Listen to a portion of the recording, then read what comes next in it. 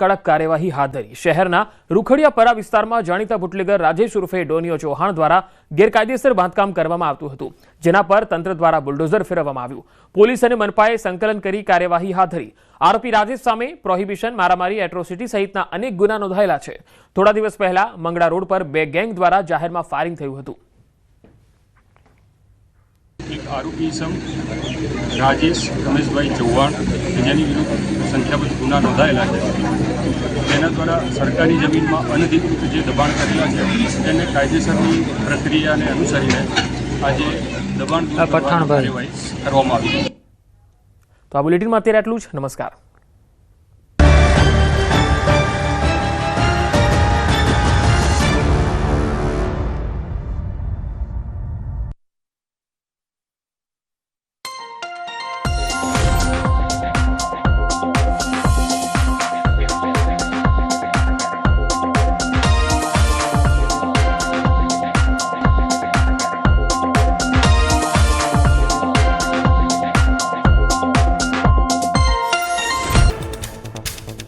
અમદાવાદના રાણીપ વિસ્તારમાં ચોરીનો નિષ્ફળ પ્રયાસ। મહિલાએ મરચાની ભૂંકી નાખી ચોરી કરવાનો પ્રયાસ કર્યો। દુકાનદારની સમય સૂચકતાના કારણે ચોરી થતા રહી। જ્વેલર્સ દુકાનના સીસીટીવી ફૂટેજ વાયરલ થયા। મહિલાએ લૂંટના ઈરાદે દુકાનદારના ચહેરા પર મરચું ફેંકી ચોરીનો પ્રયાસ કર્યો। દુકાનદારે મહિલાને મેથી પાક ચખાડ્યો। 15 સેકન્ડમાં દુકાનદારે મહિલાને 17 લાફા માર્યા। રાણી પોલીસે દુકાનદારનો સંપર્ક કર્યો, પરંતુ ફરિયાદ નોંધવાનો ઇનકાર કર્યો। સુરત જિલ્લાના મોટા બોરસરા ગામે ટેમ્પોનું ટાયર ફાટતા મચી અફરાતફરી। બંજરનું કામ કરતા હવા ભરવા જતા બની ઘટના। સદનસીબે ઘટનામાં કોઈ જાનહાનિ થઈ નથી। ગેરેજમાં બનેલી ઘટનાના સીસીટીવી ફૂટેજ સામે આવ્યા।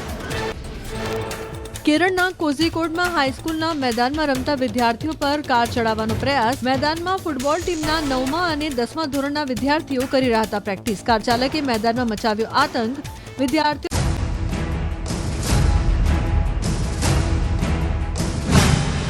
ખેડૂતે 7 વીઘાની માંડવીને આગ ચાંપી।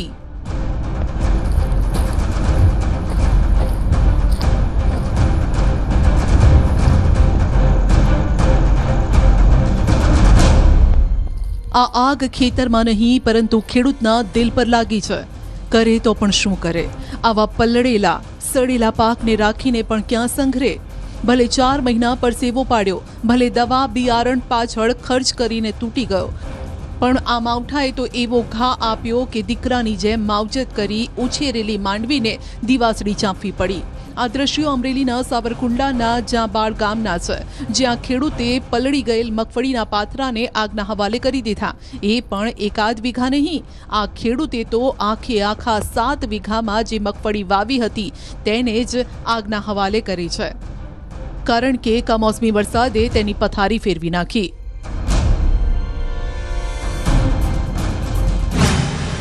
ખેતરમાં રાખેલી ડાંગર ઉગી નીકળી। સાણંદમાં ડાંગરનો પાક આખો ફેલ ગયો છે। કમોસમી વરસાદે તો ખેડૂને ક્યાંય ન રાખ્યા। સતત અઠવાડિયા સુધી આકાશમાંથી આફત વરસતી રહી। ભેજ પણ એવો જ રહ્યો, જેના કારણે તૈયાર ડાંગરનો પાક ઉગી નીકળ્યો છે, એટલે કે એ ડાંગર સાવ ફેલ થઈ ગઈ છે। તો જે બચી છે તે ડાંગરના પણ હવે અડધા રૂપિયા આપવા માટે કોઈ તૈયાર નથી। આ ડાંગર પહેલા 400 રૂપિયા વેચાતી હતી, જેના 200 રૂપિયા પણ હવે મળે તેમ નથી। એટલે કહી શકાય કે આ સિઝન જ ફેલ નથી થઈ, પરંતુ ખેડૂતોની કિસ્મત જ ફૂટી ગઈ છે। ગુજરાત રાજ્યની અંદર 9 લાખ હેક્ટરની અંદર ડાંગરની ખેતી અંદાજિત થાય છે, જે પૈકી અમદાવાદ જિલ્લામાં 2 લાખ હેક્ટરની અંદર આ ખેતી જે છે ડાંગરની થાય છે। પરંતુ જે પ્રકારે કમોસમી વરસાદ થયો છે, કમોસમી વરસાદના કારણે ડાંગરનો પાક સદંતર ફેલ ગયો છે, અને આ પ્રકારે તમામ ખેડૂતોએ ડાંગર જે છે તે દિવાળી બાદ લેવાની શરૂઆત થતી હોય છે ને લઈ અને વેચાણ માટે, એટલે કે લાભ પાંચમથી વેચાણની શરૂઆત થવાની હતી। પરંતુ જે પ્રકારે વરસાદ થયો છે ને વરસાદના કારણે ડાંગર જે છે તે સદંતર ફેલ થઈ ચૂકી છે। આ પ્રકારે હવે તો ડાંગર જે છે તે ઉગી નીકળી હોય તે પ્રકારના દ્રશ્યો ખેતરની અંદર જે સ્ટોર કરેલી ડાંગર જે છે તેમાં જોવા મળી રહી છે। એટલે કે હવે આ ડાંગરનો ભાવ મળશે કે કેમ? જે ભાવ 350 થી 400 મળવાના એની જગ્યાએ 200 થી 250 આ ડાંગર વેચાશે। લગભગ વીઘે 8 થી 10 હજારનો ખર્ચો ખેડૂતે અમે કરી નાખેલો છે, અને આ આગાહીના હિસાબે અમે વહેલી ડાંગર વઢાઈ લીધી ઉતાવળથી કે આપણે ડાંગર પલળે નહીં, અને એને સ્ટોરેજ કરી ખેતરમાં। પણ ત્યાર પછી જે માવઠું થયું એના હિસાબે ડાંગર બગડી અને અંદર ઢગલામાં ઉગી ગઈ છે। સાણંદના ખેડૂતો સાથે વાત કરતા ખબર પડી કે ખેડૂતોએ 1 વીઘાના વાવેતર પાછળ 10 થી 15,000નો ખર્ચ કર્યો હતો, જે નીકળવો મુશ્કેલ છે. જો સરકાર કંઈક ટેકો આપે તો ટકી જવાય, નહીંતર આગળ શું કરવું તે તેમને સૂઝતું નથી. કારણ કે અમદાવાદ જિલ્લામાં ચોમાસામાં ડાંગર અને શિયાળામાં ખેડૂતો ઘઉંનો પાક લે છે, પરંતુ હવે તો આ બંને સિઝન ફેલ થઈ ગઈ હોય તેમ લાગે છે. જેનું કારણ છે ખેતરમાં ક્યાંક હજુ પણ પાણી ભરાયેલા છે, તો ક્યાંક એટલો ભેજ છે કે ખેતરમાં જઈ શકાય તેમ નથી. આવામાં નવેમ્બર મહિનામાં ઘઉંનું વાવેતર કરવું અઘરું લાગી રહ્યું છે.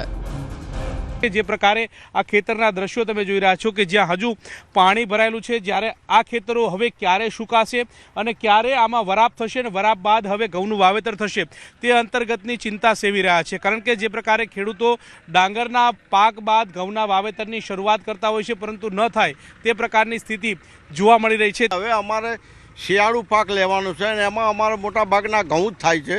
હવે ઘઉંમાં અત્યારે તમે સામે જોઈ રહ્યો અંદર પાણી જ ભરાયેલા છે. હવે ક્યારે વરાપ થાય અને ક્યારે અમે ઘઉંનું બિયારણ લાવીએ. અમારી પાસે બિયારણના અત્યારે પૈસા બી ન હોય. માર્કેટમાં જે ડાંગર લઈ જશે એના પૈસા ઉપજતા જ નથી.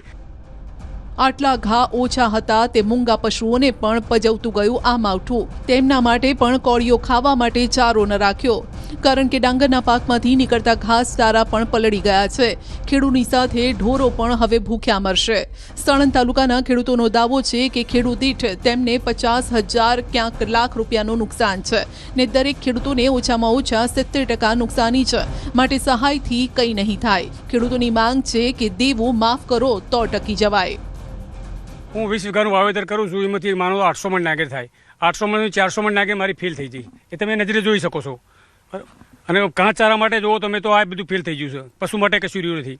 તો 400 મણ 50% નુકસાન થઈ ગયું મારું એકનું. તો મારા કુટુંબનું, મારા ભાઈઓનું, બીજાનું ગામનું ગણો તો કેટલા રૂપિયા પહોંચે. એટલે સહાય નહીં, દેવું માફ કરો. ગાંધીનગરથી પણ આ જ અવાજ ઉઠ્યો, સહાય નહીં, દેવું માફ કરો. આ છે ગાંધીનગરના ખેડૂતોનો અવાજ. ગાંધીનગર જિલ્લાના દહેગામના ખેડૂતોના હાલ પણ અન્ય ખેડૂતો જેવા છે.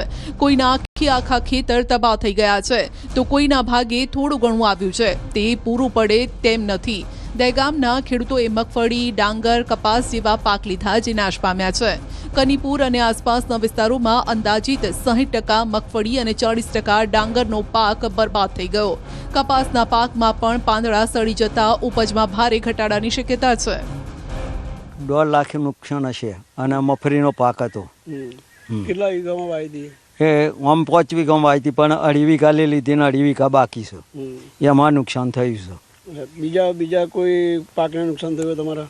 ડોગર ન થયું તો 1.5 વીઘો. કેટલાય ખેડૂતો તો એવા છે જે સદ્ધર નથી, માટે ધિરાણ લઈ આમ તેમ ઉછીના પાછીના કરીને ખેતી કરે છે. તેવા ખેડૂતોનો સાવ મરો થઈ ગયો છે. સ્થિતિ એવી છે કે લોનના હપ્તા ભરવાના પણ હવે રૂપિયા નીકળે તેમ નથી. માટે ખેડૂતો માંગ કરી રહ્યા છે કે સહાયનો મલમ ન ચોપડો, દેવું માફ કરો. મારે 60 ગુંઠા જમીનમાં ડોગરનો પાક હતો અને નુકસાન થયું છે.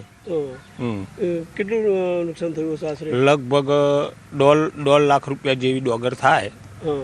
બરોબર, એટલે એમાં 50,000 રૂપિયા જેવું નુકસાન ખરું. મારે 100 વીઘા ડોગર હતી. 6 વીઘા ફેલ જયેલી છે ડોગર.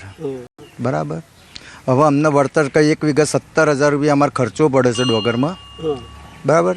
હવે સરકાર 17,000 રૂપિયા ઉપર વીઘા ઉપર હેક્ટર ઉપર નહીં બોલતો. એટલું અમને આપે તો જ ખેડૂત ઊભો થાય. બરાબર છે. પછી સરકારના હાથમાં વસ્તુ છે અને ખેડૂતોનો દેવા માફ કરે. કારણ કે ખોટા વ્યાજ ભરીને અમે તો હમણાં પીસાયા કરીએ છીએ. ખેડૂત તો ઉદ્યોગોનો દેવા માફ થાય છે, તો સરકાર ખેડૂતોના દેવા મારશે કશું નહીં. માવઠાની અસર જીરાના ભાવ પર. કમોસમી વરસાદના કારણે જીરાનું વાવેતર આ વર્ષે મોડું અને ઓછું થવાની અસર ઊંઝા માર્કેટયાર્ડના જીરાના ભાવ પર પણ જોવા મળી છે. ઊંઝા માર્કેટયાર્ડમાં 20 કિલોએ 300 રૂપિયા કરતાં વધુનો વધારો નોંધાયો. હાલમાં ભાવ 3,800ની આસપાસ ચાલી રહ્યા છે. વેપારીઓનું અનુમાન છે કે જો વાતાવરણ હજુ પણ ખરાબ રહેશે તો ભાવમાં થોડો વધારો થઈ શકે છે, નહીં તો આ ભાવ સ્થિર રહેશે. હાલમાં ઊંઝા યાર્ડમાં જીરાની દૈનિક આવક 13,000